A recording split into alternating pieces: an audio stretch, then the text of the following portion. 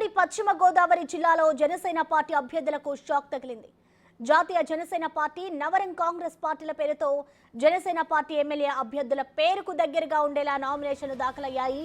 ఉమ్మడి పశ్చిమ గోదావరి జిల్లాలో 6 నియోజకవర్గాల్లో జనసేన పార్టీ అభ్యర్థులు పోటీలో ఉన్నారు.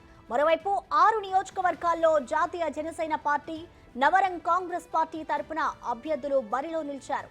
తాడేపల్లిగూడెం నియోజకవర్గంలో జనసేన పార్టీ అభ్యర్థి బొలిశెట్టి శ్రీనివాస్ పేరుతోనే ఉన్న గుంటూరుకు చెందిన నవరం కాంగ్రెస్ పార్టీ అభ్యర్థి బొలిశెట్టి శ్రీనివాస్ ఉండడం గమనించదగ్గ విషయం.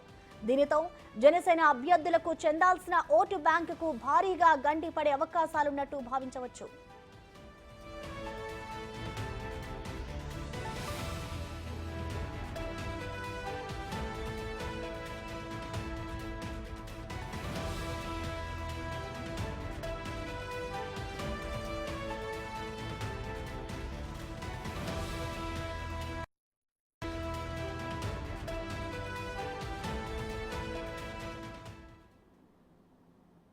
ఉమ్మడి పశ్చిమ గోదావరి జిల్లాలో జనసేన పార్టీ అభ్యర్థులకైతే షాక్ తగిలింది. జాతీయ జనసేన పార్టీ అలాగే నవరంగ పార్టీ, కాంగ్రెస్ పార్టీల పేరుతో కూడా జనసేన పార్టీ ఎమ్మెల్యే అభ్యర్థుల పేర్లకు దగ్గరగా ఉండేలా నామినేషన్ పత్రాలను అయితే దాఖలు